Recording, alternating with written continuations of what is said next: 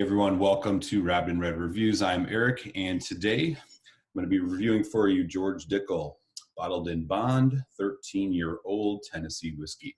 As always on the channel, nose, taste, finish reviews coming up. I will also chat a bit about the value of this whiskey, give you my final thoughts and a final score, and leave you with a malt musing. But first, a bit about George Dickel, Tennessee whiskey and Bottled in Bond. So first and foremost, I'm excited to get into this. This was named Whiskey of the Year by Whiskey Advocate magazine. So this is coming with a lot of high praise. But in case you don't know much about Bottled in Bond, so Bottled in Bond is a specific type of legal labeling for whiskey in the United States. And it goes back to 1897 and the Bottled in Bond Act. Basically, the reason that exists is prior to that, a lot of folks were selling whiskey in an almost counterfeit fashion. They were saying it was straight whiskey, but it was mixed with different grains. It was of poor quality, and consumers were basically getting screwed out of it. And so what the government did in 1897 is they passed what's called the Bottled in Bond Act. And what the Bottled in Bond Act actually is, they have a nice description here on the bottle, which I'll share with you. So the Bottled in Bond Act is of 1897 is an old law, but it's an important one. To be considered a bonded whiskey, it has to be from a single distillation season and from a single distillery. It has to age for 4 years in a federally bonded warehouse, so essentially under federal government supervision. It must be at 50% ABV or 100 proof in the United States. And it must be unaltered from its original character, except using pure water to reduce proof to 100% or 50 ABV. This batch of George Dickel you're holding abides by this law. So that's a bit about what a Bottled in Bond whiskey is. And these actually is a style of whiskey that's getting a lot more prominence. Obviously, since a lot has changed since 1897, plenty of laws have been passed on the labeling and branding of whiskey.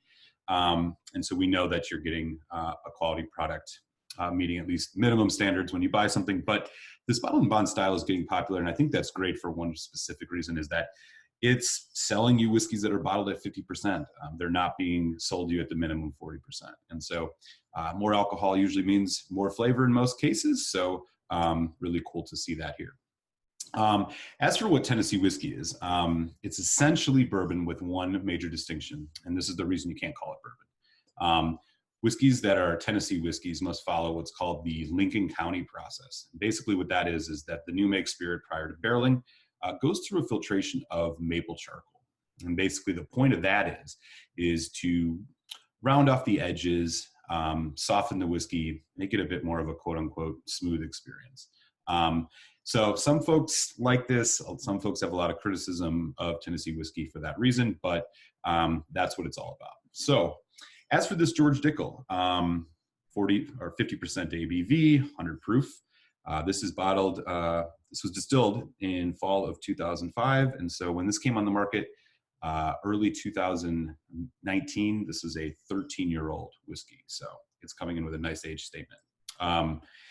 And all right, that is the rundown on George Dickel Tennessee whiskey, Bottled in Bond. Let's get it in the glass and see what this is all about.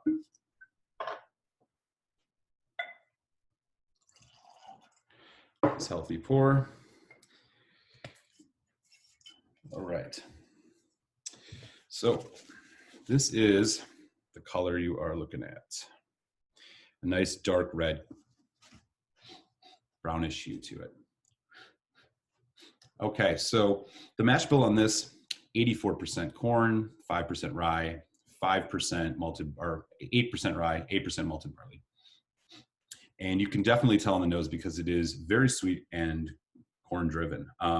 It's almost like caramel corn to some degree, popcorn a little bit. Really sweet, sugary. Getting a little bit of fruit note too. I want to say there's a hint of like apple, a little bit of a citrus too, and maple syrup. I'm wondering if that's coming off the charcoal. It is usually maple charcoal that they use. So you're getting a little hint of that as well. All in all, really warm, inviting. It doesn't have these, any sharp notes popping out at you. Sweetness is the predominant on the nose here. All right, let's give it a taste. Cheers.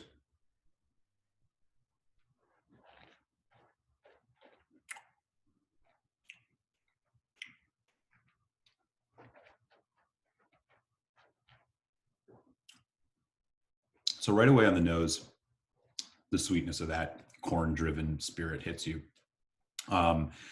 Very sweet, sugary, and then you get a little bit of that fruit note. But as it develops, a lot more starts happening. Barrel influence kicks in. So you're starting to get kind of a slight drying tannicness, cinnamon note. Again, that caramel corn thing really, really hanging on. Peppery too, black pepper note. So you get some spice along with that oaky barrel influence on the development. Finish, caramel, again, sweet. I'm still getting that like popcorn, that caramel popcorn thing. That's really strong all the way through on this. A little bit of allspice, kind of nutmeg allspice. Long finish, it's still going.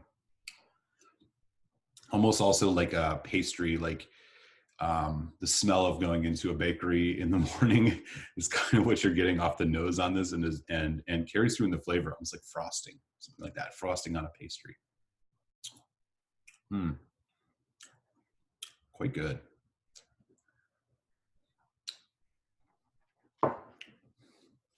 Yeah, no sharp edges on this at all. No hints of alcohol. None of the notes are really jumping out. Everything is kind of blended together really nicely, working together really well. But the sweetness is definitely dominant. Let's put a little bit of water on this. This is at 50% ABV. About a teaspoon on here. Let's see what else happens.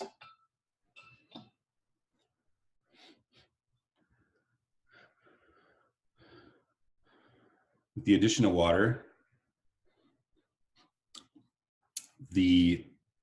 that caramel sweetness takes a backseat right away. I'm getting more now assertiveness of the oak cask. Little bit of it's like a little wisp of a smokiness. Almost barbecue note. Cinnamon still. And man, it's like lime. There's almost a lime note right on in the background. So a little bit more citrus too, which is really kind of curious and interesting. All right.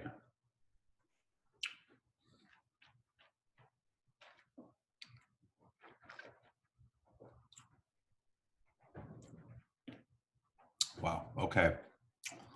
So with the addition of water, the sweetness is still dominant on the palate. We lost a bit of it on the nose, but it's still there on the palate. The peppery, that black pepperiness is gone. It's changing out to more of like a drying, oaky, tannic note, but not overpowering. Dark chocolate now too. So there's dark chocolate, still getting that caramel, still getting that kind of pastry, confectionery note.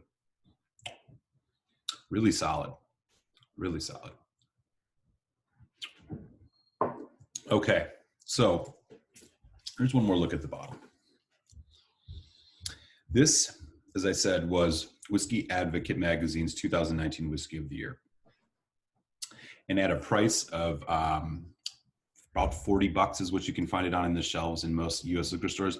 I think it's a great buy. I don't think this is a whiskey that's gonna wow seasoned bourbon drinkers, but it's a nice change of pace. It's definitely a great introductory whiskey for folks who are maybe just getting into it.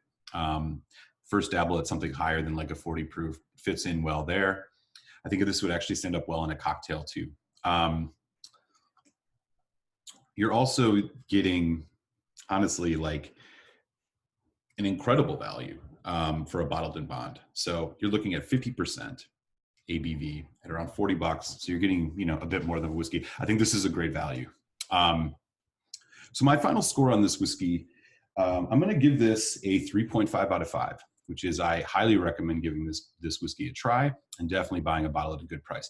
Because it was named Whiskey of the Year, we might see soon the prices of this rise as folks start realizing that this is going to be a high-end demand whiskey. We'll wait and see about that. If you find this at $40, pick it up. Anything more than that, in that 50 to 60 range, I think that's too much for this, even though it's 13 years old. So great job from George Dickel here, and I'll be excited to see what else comes out of there. I know that they had recently changed distillers, and Nicole Austin, I believe, is the person who is now the general manager and distiller over there. So we might see some more really great things coming out of George Dickel. But this bottled in bond 13-year-old is a great start. So 3.5 out of 5 will be my final score on this. And I'm going to kick you over to your malt musing. Thanks for hopping by the channel. If you've yet to, click subscribe. I'll catch you next time here on Rabbit and Red Whiskey Reviews, where I'm going to take a look at another very popular Tennessee whiskey, the Jack Daniel's Old No. 7. We'll see how this matches up to this George Dickel bottled in bond. Till next time, cheers, y'all.